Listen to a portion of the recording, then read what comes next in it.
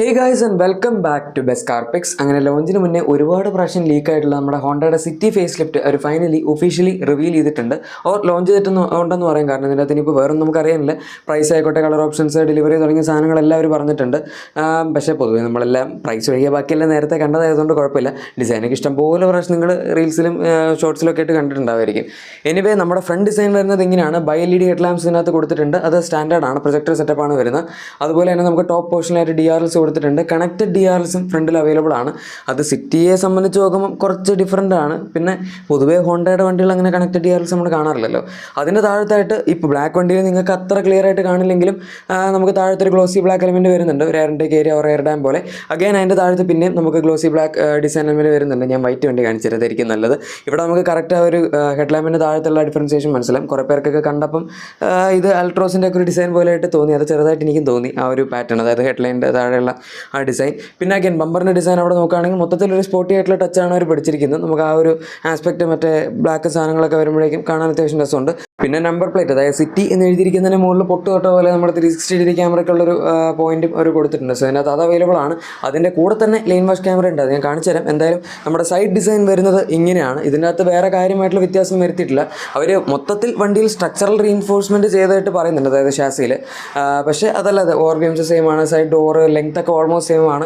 ആകപ്പാടെ മറ്റേ ബമ്പർ മാറ്റിയിരിക്കുന്നതിൽ ചെറിയ കുറച്ച് വ്യത്യാസമുള്ളൂ. വിട്ടും ഓൾമോസ്റ്റ് സെയിം ആണ്. നമുക്ക് ആകപ്പാടെ സൈഡിൽ ഡിഫറൻസ് പറയാൻ പറ്റുന്ന അലോയ് വീൽസിൻ്റെ കാര്യത്തിലാണ്. ഇതിപ്പോൾ ബ്ലാക്ക് വണ്ടിയാണ്. ഇനിയിപ്പോൾ വൈറ്റ് വണ്ടി എടുക്കുകയാണെങ്കിൽ ഇതിനകത്ത് സൈഡിൽ അങ്ങനെ പ്രത്യേകിച്ച് ഫ്രണ്ടിലും ബാക്കിലും പറയുന്ന പോലെ വേറെ ബ്ലാക്ക് എലമെൻസ് ഒന്നും മനസ്സിലാക്കാനില്ല. സെഡാനായതുകൊണ്ട് നമുക്ക് വീൽ ആർച്ച് ക്ലാഡിങ്ങോ സൈഡ് ബോഡി ക്ലാഡിങ്ങോ അങ്ങനത്തെ സാധനങ്ങളൊന്നുമില്ല. പിന്നെ ഞാൻ നേരത്തെ പറഞ്ഞ നമ്മുടെ 360 ക്യാമറയും അതുപോലെ ലൈൻ വാഷ് ക്യാമറയും, ഇത് രണ്ട് സാധനങ്ങളും അവർ കൊടുക്കുന്നുണ്ട്. സോ രണ്ട് ക്യാമറ നിങ്ങൾക്ക് കാണാം. മിററിൻ്റെ താഴെ ഒരു ക്യാമറയുണ്ട്. മിററിൽ തന്നെ അറ്റാച്ച് ചെയ്തൊരു ക്യാമറയും കൊടുത്തിട്ടുണ്ട്. സോ അതാണ് സംഭവം. ഇതിൻ്റെ ക്യാമറയുടെ ക്വാളിറ്റി റെസൊല്യൂഷനൊക്കെ ഒരു ഇത്തിരി വീക്കാണ്, പ്രത്യേകിച്ച് നമുക്കിപ്പോൾ വെർണയിലൊക്കെ കിട്ടുന്ന 360 ക്യാമറ വെച്ച് കമ്പയർ ചെയ്യുമ്പോൾ. പിന്നെ വ്യത്യാസം വന്നിരിക്കുന്ന അലോയ് വീൽസിൻ്റെ കാര്യത്തിലാണ്. നമുക്ക് നേരത്തെയും ഡയമണ്ട് കട്ട് ഫിനിഷ് ഒക്കെ തന്നെയായിരുന്നു. ഇപ്പോൾ അവർ ഡിസൈൻ ഒന്ന് മാറ്റിയിട്ടുണ്ട്. ഇപ്പോൾ dual tone diamond cut finish തന്നെയാണ് കിട്ടുന്നത്. 16 ഇഞ്ച് വീൽസ് ആണ്. സൈസൊന്നും കൂട്ടിയിട്ടും കുറച്ചിട്ടൊന്നുമില്ല, എക്സാക്ട്ലി സെയിം തന്നെയാണ്. ഇനി റിയർ ഡിസൈൻ എടുക്കുകയാണെങ്കിൽ ഇവിടെ കണ്ടാൽ നിങ്ങൾക്ക് ബ്ലാക്ക് വണ്ടിയാണെങ്കിൽ പ്രത്യേകിച്ച് ഒന്നും മനസ്സിലാവില്ല. ഇപ്പോൾ ടെയിൽ ലാംപ്സ് കൊണ്ട് കത്തി കിടക്കുകയാണ്. അവർ രാത്രി കാണുകയാണെങ്കിൽ ഒന്നും മനസ്സിലാവില്ല. അവർ വളരെ സട്ടിലായിട്ടുള്ളൊരു സ്പോയിലർ ആഡ് ചെയ്തിട്ടുണ്ട്, അതും ഓക്കെ. പക്ഷേ അതല്ലാതെ ടെയിൽ ലൈറ്റ്സ് മൊത്തത്തിൽ ബ്ലാക്ക് ഔട്ട് ചെയ്തിട്ടുണ്ട്. അത് ബ്ലാക്ക് വണ്ടി ആയതുകൊണ്ടും ഈ കളർ ഇങ്ങനെ മൊത്തത്തിലൊരു അറ്റ്മോസ്ഫിയർ ആയതുകൊണ്ടാണ് മനസ്സിലാത്തത്. ടെയിൽ ലാംപ്സും കത്തി കിടക്കാണല്ലോ. അല്ലെങ്കിൽ ആ ടെയിൽ ലാംപ്സിൻ്റെ ഹൗസിംഗ് എല്ലാം നമുക്ക് ബ്ലാക്ക് ആയിട്ട് തന്നെയാണ് കിട്ടുന്നത്. പിന്നെ ബമ്പറിൻ്റെ താഴത്തെ ഒരു അത്യാവശ്യം ഡിഫറൻസ് കൊടുത്തിട്ടുണ്ട്. നമുക്കത് കുറച്ചൊരു സ്പോർട്ടി ആക്സൻസ് ഒക്കെ കൊടുക്കുന്ന രീതിയിലാണ്. നമുക്ക് വൈറ്റ് വണ്ടി നോക്കുകയാണെങ്കിൽ അത് കാണാം. ഞാൻ വൈറ്റ് വണ്ടി കാണിച്ചു തരാം. ഇനി ഇവിടെ നമുക്ക് താഴത്ത് ബ്ലാക്ക് എലമെൻറ്റ്സ് വരുന്നുണ്ട്. അതുപോലെ ടെയിൽ ലാംപ്സ് കണക്ട് ചെയ്യുന്ന രീതിയിൽ അവിടെ ഒരു ബ്ലാക്ക് എലമെൻറ്റ് കൊടുത്തിട്ടുണ്ട്. അത് ജസ്റ്റ് എക്സ്ട്രാ പോലെ കൊടുത്തതാണ്, അല്ലാതെ വേറെ ടെയിൽ ലാമ്പ് കണക്ഷൻ ഒന്നുമില്ല. ഇതാണ് നമുക്ക് കിട്ടുന്ന ബൂട്ട് സ്പേസ്. അവിടെയും വേറെ സൈസിൽ വ്യത്യാസം വന്നിട്ടില്ല, കാരണം വണ്ടിയുടെ പ്ലാറ്റ്ഫോം കാര്യങ്ങളൊന്നും മാറ്റിയിട്ടില്ല. 506 ലിറ്റേഴ്സാണ് ഈ വാഹനത്തിൻ്റെ ക്ലെയിംഡ് ബൂട്ട് സ്പേസ്. ഇനി ഇൻറ്റീരിയേഴ്സിലേക്ക് വരികയാണെങ്കിൽ ഇവിടെ ഭയങ്കരമായിട്ടുള്ള വ്യത്യാസം ഒന്നും ചോദിച്ചാൽ ഇല്ല. പക്ഷേ ഈ സെഗ്മെൻറ്റിൽ ഈ വണ്ടിക്ക് ആവശ്യമുണ്ടായിരുന്ന കുറച്ച് എക്സ്ട്രാ ഫീച്ചേഴ്സ് അവർ ആഡ് ചെയ്തിട്ടുണ്ട്. First of all dashboard layout നോക്കുകയാണെങ്കിൽ പ്രത്യേകിച്ച് ഒരു വ്യത്യാസവും നിങ്ങൾക്ക് തോന്നുന്നില്ല. എക്സാക്ട്ലി സെയിം തന്നെയാണ്. അവർ ചില സ്ഥലത്ത് കുറച്ച് എക്സ്ട്രാ കൺട്രോൾസ് കൊടുക്കാനും പിന്നെ താഴത്തെ സെൻറ്റർ കൺസോളൊക്കെ എടുക്കുകയാണെങ്കിൽ അവിടെ 2 കപ്പ് ഹോൾഡേഴ്സ് ഒക്കെ എക്സ്ട്രാ കൊടുക്കാനൊക്കെ ആയിട്ട് ജസ്റ്റ് ഒന്ന് റീഡിസൈൻ ചെയ്തിട്ടുണ്ട് എന്നുള്ളതല്ലാതെ വേറെ കാര്യമായിട്ടുള്ള വ്യത്യാസം ഇതിനകത്തില്ല. സ്റ്റിയറിംഗ് ഡിസൈൻ എക്സാക്ട്ലി സെയിം ആണ്. ഇതിനകത്ത് തന്നെ നമുക്ക് ലെവൽ 2 ADASൻ്റെ സംഭവങ്ങളും കൺട്രോൾസ് ഒക്കെ തന്നെ അവർ കൊടുത്തിട്ടുണ്ട്. പിന്നെ ഡെഫിനറ്റ്ലി അഡാപ്റ്റീവ് ക്രൂസ് കൺട്രോളും കാര്യങ്ങളൊക്കെ വരുന്നുണ്ട്. ഈവൻ ഇൻസ്ട്രുമെന്റ് ക്ലസ്റ്ററും നമുക്ക് നേരത്തെ ഉണ്ടായിരുന്ന ഒരു സെയിം സെമി ഡിജിറ്റൽ ആയിട്ടുള്ള യൂണിറ്റ്, അതായത് റൈറ്റ് സൈഡിൽ അനലോഗ് സ്പീഡോമീറ്ററും ലെഫ്റ്റ് സൈഡിൽ ഒരു 7 ഇഞ്ച് TFT ക്ലസ്റ്ററാണ് അവർ കൊടുത്തിരിക്കുന്നത്. ഇനി അതല്ലാതെ നമ്മൾ സെൻറ്റർ കൺസോൾ എടുക്കുമ്പോൾ അവിടെയാണ് മെയിനായിട്ട് വ്യത്യാസങ്ങൾ വരുന്നത്. നമുക്ക് പുതിയൊരു ടച്ച് സ്ക്രീൻ ഇൻഫോർടൈൻമെന്റ് സിസ്റ്റം അവർ ഇതിനകത്ത് ആഡ് ചെയ്തിട്ടുണ്ട്. 10.1 ഇഞ്ചസ് ആണ് സൈസ് വരുന്നത്. അതുപോലെ wireless Android auto apple CarPlay എല്ലാം അതിൻ്റെ അകത്ത് ഇൻറ്റഗ്രേറ്റ് ചെയ്തിട്ടുണ്ട്. പിന്നെ മൊത്തത്തിൽ UI ഒക്കെ കുറച്ചുകൂടി മോഡേൺ ആക്കാൻ നോക്കിയിട്ടുണ്ട് എന്നാണ് ഹോണ്ട പറയുന്നത്.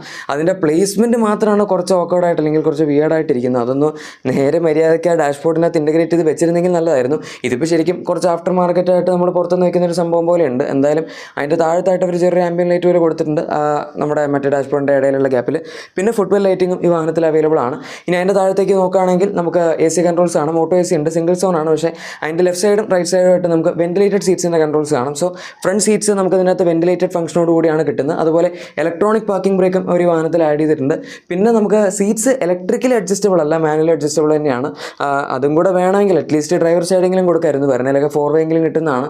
ഇതിനകത്ത് നമുക്കതില്ല. പക്ഷേ വെന്റിലേറ്റഡ് സീറ്റ്സ് ആക്ച്വലി വളരെ നല്ലൊരു ഫീച്ചറാണ്. അവർ ആഡ് ചെയ്ത് നന്നായി.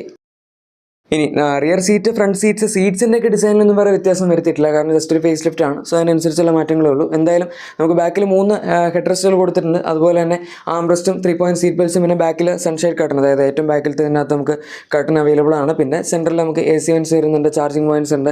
അങ്ങനത്തെ സംഭവങ്ങളൊക്കെ ആയിട്ട് ബേസിക് ആയിട്ടുള്ള എല്ലാ വണ്ടികളും ഇവർ കൊടുക്കുന്ന പോലെ തന്നെ കൊടുത്തിട്ടുണ്ട്. ബാക്ക് സീറ്റ് എക്സ്പീരിയൻസ് സ്പേസിൻ്റെ കാര്യത്തിലാണെങ്കിലും എങ്ങനെയാണെങ്കിലും സിറ്റി എല്ലാ കാലത്തും വളരെ നല്ലതായിരുന്നു. അതിനകത്തൊന്നും വേറെ വ്യത്യാസമൊന്നും വരുത്തിയിട്ടില്ല.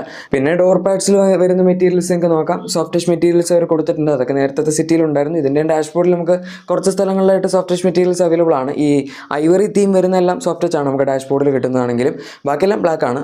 പിന്നെ ഇതിനൊക്കെ പുറമെ നമുക്ക് ഇതിനകത്ത് സിംഗിൾ പെയിൻ സൺറൂഫ് എന്തായാലും കിട്ടുന്നുണ്ട്. അപ്പോൾ ഞാൻ പറയാതെ നിങ്ങൾക്കറിയായിരിക്കും, നേരത്തെ സിറ്റിയിലുണ്ടായിരുന്നു, ഈവൻ ഫോർച്യൂൺ സിറ്റിയിലുണ്ടായിരുന്നു. ഇതിനകത്ത് വയർലെസ് ചാർജർ ഞാൻ കണ്ടില്ല, അതെന്താണ് അവർ കൊടുക്കാത്തതെന്ന് അറിയില്ല. ഇനി എഞ്ചിൻ ഓപ്ഷൻസിൻ്റെ കേസിലേക്ക് വരികയാണെങ്കിൽ ഇതിൻ്റെ അകത്ത് നമുക്ക് ഇപ്പോഴും നോർമൽ 1.5 ലിറ്റർ ഐവിടെക് പെട്രോൾ എഞ്ചിൻ കിട്ടുന്നുണ്ട്. അതിൻ്റെ പുറമെ ഹൈബ്രിഡ് ഓപ്ഷനും വരുന്നുണ്ട്. 1.5 ലിറ്റർ എഞ്ചിൻ, അതായത് പവർ ഓപ്ഷൻസ് ബേസിക്കലി രണ്ടും സെയിം ആണ്. 121 PS പവറും അതുപോലെ 145 Nm ടോർക്കാണ് ജനറേറ്റ് ചെയ്യുന്നത്. 1.5 ഐവിടെക് 4 സിലിണ്ടർ എഞ്ചിനാണ്. CVT അവൈലബിൾ ആണ്, 6 സ്പീഡ് മാനുവൽ അവൈലബിൾ ആണ്. പാഡൽ ഷിഫ്റ്റേഴ്സ് ഒക്കെ നമുക്ക് ഇതിനകത്ത് കിട്ടുന്നുണ്ട്. അതുപോലെ ഇനിയിപ്പോൾ ഹൈബ്രിഡ് ആണെന്നുണ്ടെങ്കിൽ അതിൻ്റെ ക്ലെയിംഡ് എഫിഷ്യൻസി 27 kmpl മുകളിലുണ്ട് കേട്ടോ. പിന്നെ നമുക്കതും 1.5 ലിറ്റർ എഞ്ചിൻ ബേസ്ഡ് ആയിട്ട് തന്നെയാണ് കിട്ടുന്നത്. അതും 4 സിലിണ്ടർ ആണ്. അറ്റ്കിൻസൺ സൈക്കിളിലാണ് അവർ എഞ്ചിൻ റൺ ചെയ്യുന്നത്. കമ്പൈൻഡ് ഔട്ട്പുട്ട് ഏകദേശം 126 PS അടുത്താണ് വരുന്നത്. അണ്ടർ 10 സെക്കൻഡ്സ് ആ വണ്ടിക്ക് 0 to 100 അച്ചീവ് ചെയ്യാൻ പറ്റും. സോ മൊത്തത്തിൽ എഫിഷ്യൻസിയും പിന്നെ സ്മൂത്ത്നെസ്സും നോക്കുകയാണെങ്കിൽ ഇതിൻ്റെ ഹൈബ്രിഡ് അത്യാവശ്യം നല്ലതാണ്. നമുക്കിപ്പോൾ ഏകദേശം ഈ ഒരു കാറ്റഗറി, ഈ സെഗ്മെന്റ് എന്ന് പറയാൻ പറ്റില്ല, കാരണം ഹൈറൈഡറും ഗ്രാൻഡ് വിറ്റാര വിക്ടോറിയസിൻ്റെ അകത്താണ് പിന്നെ ഹൈബ്രിഡ് കിട്ടുന്നത്. ഡസ്റ്ററിന് ഹൈബ്രിഡ് ഇതുവരെ വന്നിട്ടില്ല. പക്ഷേ അതിൻ്റെ അകത്തൊക്കെ നമുക്ക് കിട്ടുന്ന 3 സിലിണ്ടർ എഞ്ചിനാണ്. അത് എഞ്ചിൻ ഓൺ ആവുന്ന സമയത്ത്, അതായത് ഐഡ്ലിംഗിൽ ഇരിക്കുമ്പോൾ നമുക്കൊരു വൈബ്രേഷൻ അറിയാൻ പറ്റും. റണ്ണിങ്ങിൽ ഇങ്ങനെ പ്രത്യേകിച്ചൊന്നും അറിയൊന്നുമില്ല. അതാണ് ഈ വണ്ടിയും അതിൻ്റെയും ഹൈബ്രിഡ് തമ്മിലുള്ള വ്യത്യാസം. ഡസ്റ്റർ ഹൈബ്രിഡ് പിന്നെ 1.8 ലിറ്റർ 4 സിലിണ്ടർ എഞ്ചിൻ ബേസ്ഡ് ആണ്. അത് ഇതിനേക്കാളൊക്കെ വളരെ സുപ്പീരിയർ ആണ്. 160 ഹോഴ്സ് പവർ ആണ് പ്രൊഡ്യൂസ് ചെയ്യുന്നത്. ഇതിനെന്തായാലും ഹൈറൈഡറിനേക്കാളൊക്കെ പവർ കൂടുതലാണ്. അതിൻ്റെ കമ്പൈൻഡ് ഔട്ട്പുട്ട് 115 PS ഉള്ളൂ. ഇത് 126 PS ഉണ്ട്. So again okay. ഇനി ഇത്രയൊക്കെ കേട്ടതിന് ശേഷം നിങ്ങൾക്ക് അറിയാനുള്ളത് പ്രൈസ് ആയിരിക്കും. അതെനിക്കറിയാം. നമുക്കിനി പ്രൈസ് തന്നെ നോക്കാം. ഇതിനകത്ത് 4 വേരിയൻസ് ഉള്ളൂ. SVയും Vയും ZXും ZX പ്ലസും. ഈ ZX പ്ലസ് പുതിയ വേരിയൻ്റ് ആണ്. അവർ ഇതിന് മുന്നേ SVയും Vയും VXും ZXും ആണ് കൊടുത്തുകൊണ്ടിരുന്നത്. VX എടുത്ത് കളഞ്ഞിട്ട് ഇപ്പോൾ പുതിയതായിട്ട് ZX പ്ലസും കൊണ്ടുവന്നു. എനിവേ നമുക്ക് 12 lakhsലാണ് പ്രൈസ് സ്റ്റാർട്ട് ചെയ്യുന്നത് മാനുവലിൻ്റെ SV വേരിയൻറ്റിൽ. അതിന് മുകളിലേക്ക് പോവുകയാണെങ്കിൽ പ്രൈസ് ഡിഫറൻസ് 1.3 ലക്ഷം രൂപയാണ്. അത് കഴിഞ്ഞ് തന്നെ V to ZX വരുമ്പോഴേക്കും ഏകദേശം 2 ലക്ഷം രൂപയുടെ പ്രൈസ് ഡിഫറൻസ് ഉണ്ട്.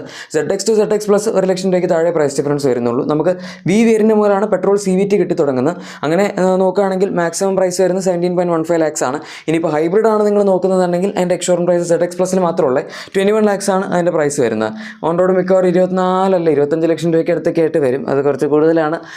പിന്നെ പണ്ടവരൊക്കെ ഇടയ്ക്കൊരു കാലത്ത് ഒരു വീലൊക്കെ നമ്മൾ ഹൈബ്രിഡ് കൊടുത്തിട്ടുണ്ടായിരുന്നു. അത് അധികം ആൾക്കാർ വാങ്ങാത്തതുകൊണ്ടായിരിക്കും അവർ നിർത്തിയത്.